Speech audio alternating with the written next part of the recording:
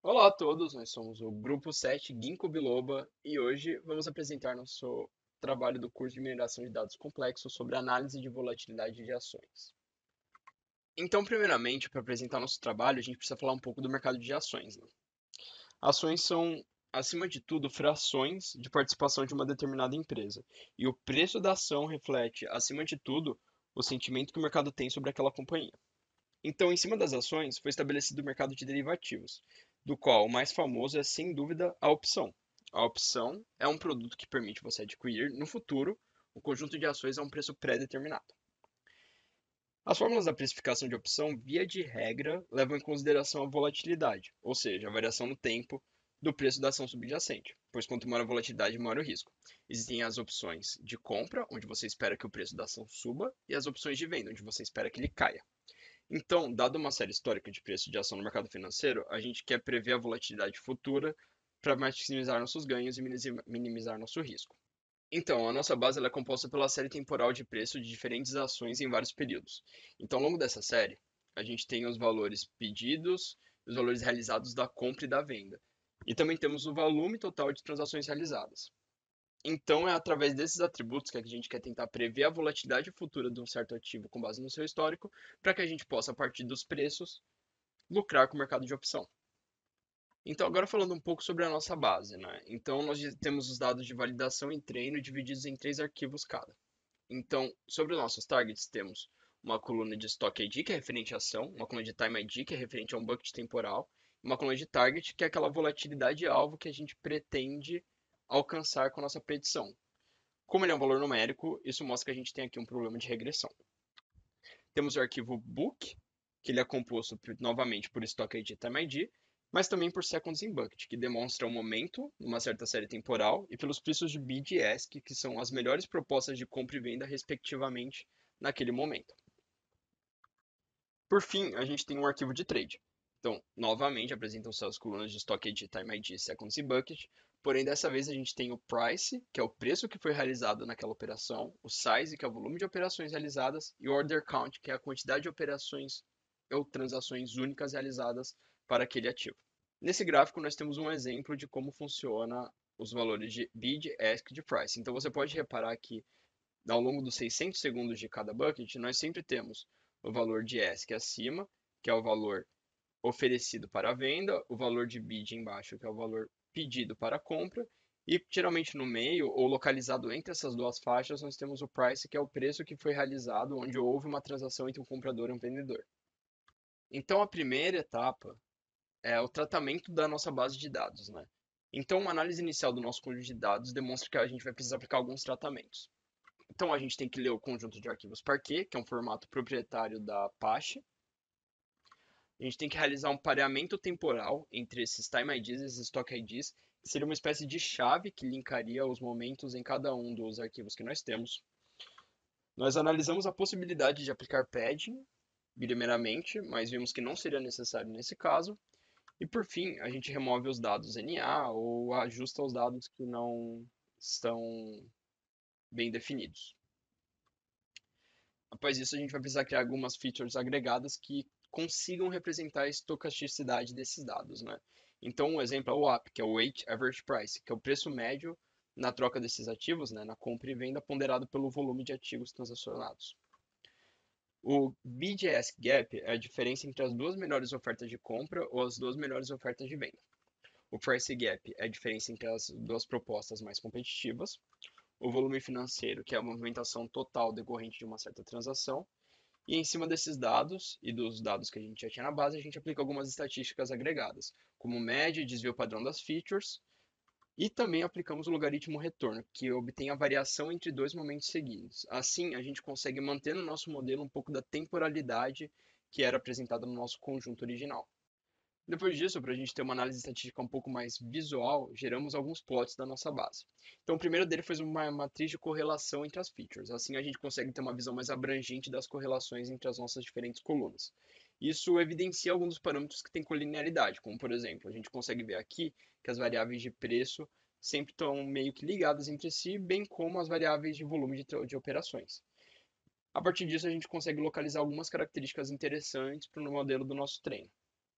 O próximo passo foi fazer um scatter plot com uma linha de regressão linear das nossas features.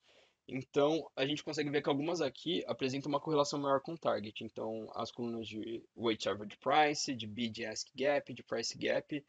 E é até interessante notar que a coluna de ask gap tem uma relação inversa com a nosso target, mas é uma relação bem definida. Agora, a gente vê que algumas outras têm um ângulo um pouco menos agudo.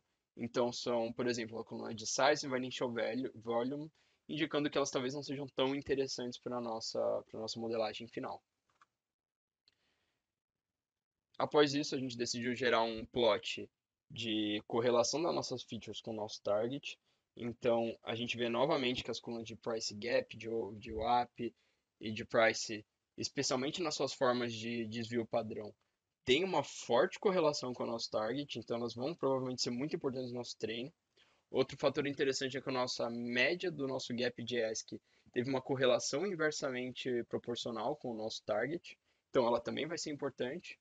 E a gente vê que tem esses dados que ficam no meio com barras menores, provavelmente não vão trazer tanto ganho para o nosso modelo. Por fim, a gente fez uma análise simples dos nossos valores de target.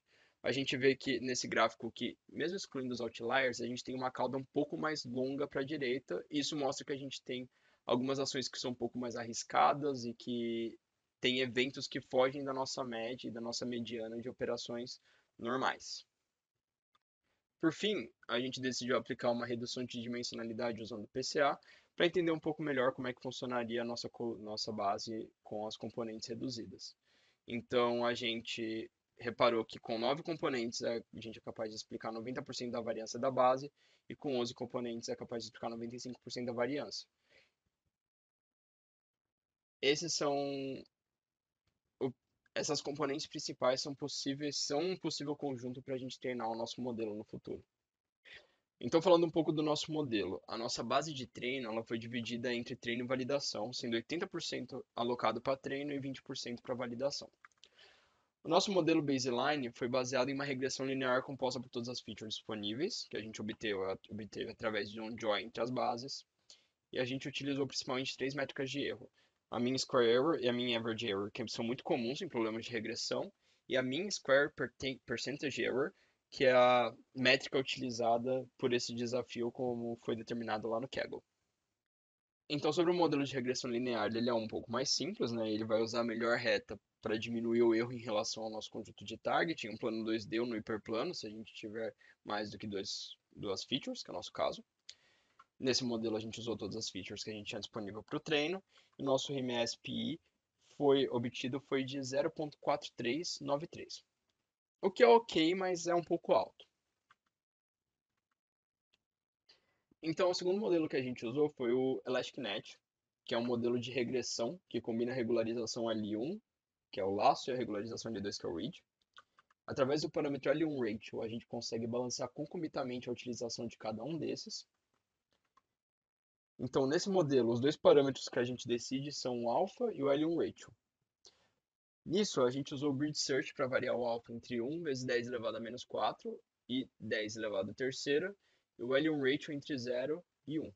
E aí os melhores valores de hiperparâmetro que a gente teve foi o alpha igual a 5 vezes 10 elevado a menos 3 e o L1 ratio igual a zero, ou seja, praticamente usar a regularização read. Nisso, o nosso RMSP obtido foi de 0.4495, o que é inclusive pior do que o nosso modelo baseline. Aqui a gente tem uma análise da regressão por variação dos parâmetros, então ele mostra um pouco melhor como é que foi a nossa base de treino, validação, conforme a gente foi variando os diferentes valores de alfa para o nosso modelo. Então, agora falando um pouco sobre o nosso modelo de rede neural. A gente usou uma rede neural com 5 camadas densas que a gente obteve de uma forma um pouco mais experimental. Nós usamos como função de ativação em todas elas a função de ReLU, e a nossa camada de saída é um único neurônio linear. Também é importante falar que a gente está usando como função de perda o próprio RMS-PE, que a gente viu que foi o que teve os melhores resultados na minimização do RMS-PE. Além disso, a gente obteve alguns parâmetros via grid search, que foi o dropout rate de 0.02 e a learning rate de 0.0001. E com isso a gente alcançou o RMS-PE no conjunto de validação de 0.2844, que é um ganho substancial quando comparado com os nossos dois resultados anteriores. Por fim, o último modelo que a gente testou foi o XGBoost, que é um método tipo Ensemble, e o próprio XGBoost é uma biblioteca baseada no método de Gradient Boosting. Então ele usa algumas árvores de decisão através de um processo iterativo para gerar um modelo composto por várias árvores intermediárias. Novamente a gente obteve os parâmetros via Grid Search, então os melhores resultados que a gente chegou foi com uma Max Depth de 4, um ETA, que no caso é a nossa Learning Rate de 0.01, e um Minimum Split Loss de 0.1. Dessa forma, a gente chegou num RMSP, no conjunto de validação de 0.26317, que foi de longe o melhor resultado que a gente obteve até o momento. Finalmente, após a gente ter definido que o nosso melhor modelo de fato seria o XGBoost, a gente decidiu submeter nosso notebook no Kaggle e validar contra a base de teste da competição. Nesse caso, nós obtivemos um RMS no Private Score de 0.948 contra a base da competição. Eu encerro a nossa apresentação fazendo algumas considerações sobre como poderíamos ter tido melhores resultados. Poderíamos ter tentado diferentes modelos ou ter tentado diferentes tratamentos para nossas features, mas eu deixei aqui uma frase do grande investidor Warren Buffett sobre a questão da volatilidade de mercado, né? Então a gente deve lembrar sempre que os mercados são regidos, né? O preço dos mercados são regidos por comportamentos humanos e nem sempre é tão fácil prever esses comportamentos. Obrigado a todos e tchau, tchau.